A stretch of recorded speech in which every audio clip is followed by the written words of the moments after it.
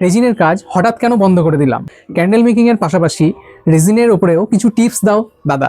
এমন অনেক মেসেজ আপনারা হোয়াটসঅ্যাপে করছেন, আবার অনেকেও জানতে চাইছেন যে রেজিনের কাজ হঠাৎ আমি কেন বন্ধ করে দিয়েছি। আমি বুলবুল সরকার, আপনাদের অনেক ভালোবাসা পেয়েছি এখানে। ক্যান্ডেল মেকিং এর পাশাপাশি রেজিনের কাজ করতেও আমার খুব ভালো লাগে, তবে বর্তমানে আমি এই কাজটা আর করি না।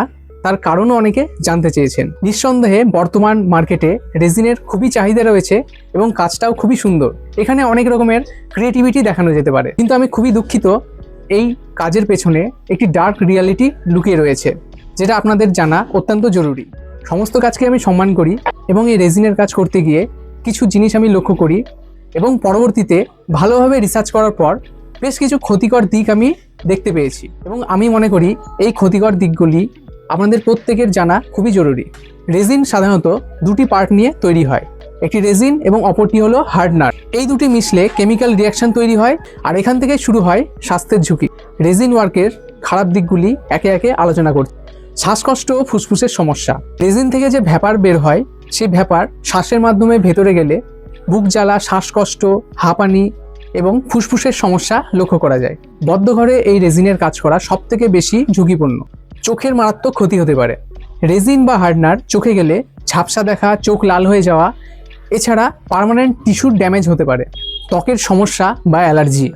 খালি হাতে রেজিন ধরলে ত্বকে চুলকানি, ফোস্কা পড়া এবং দীর্ঘদিন ব্যবহারের ফলে ত্বক সেন্সিটিভ হয়ে যায় এবং পরবর্তীকালে অল্প রেজিনেও রিয়াকশন দেখা যায়।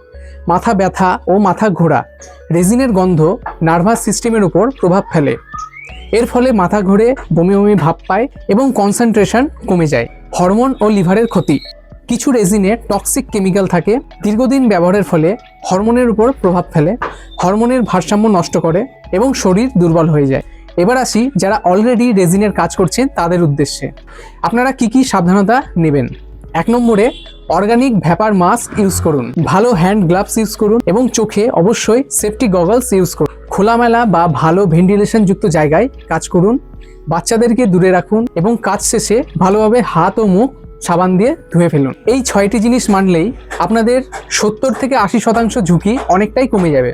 আমি রেজিনের বিরুদ্ধে নই, কিন্তু অনেকেই আছেন যারা এই রেজিনের ক্ষতিকর দিকগুলি না জেনেই, কোনো সেফটি টুলস না ইউজ করেই এই কাজগুলি করছেন। এই ক্ষতিকর দিকগুলি জানার পর আশা করছি আপনারা সঠিক প্রোটেকশন নেবেন, সঠিক গ্লাভস, যে যে জিনিসগুলো বললাম সেগুলো ভালোভাবে ব্যবহার করবেন এবং কাজটি সুন্দরভাবে চালিয়ে যাবেন। আপনাদের পরিচিত যারা এই সম্পর্কে এখনও সচেতন নয়, তাদেরকে এই ভিডিওটি শেয়ার করবেন। আপনাদের গুরুত্বপূর্ণ মতামতটি কমেন্ট বক্সে অবশ্যই লিখে জানাবেন এবং সকলে খুব ভালো থাকবেন।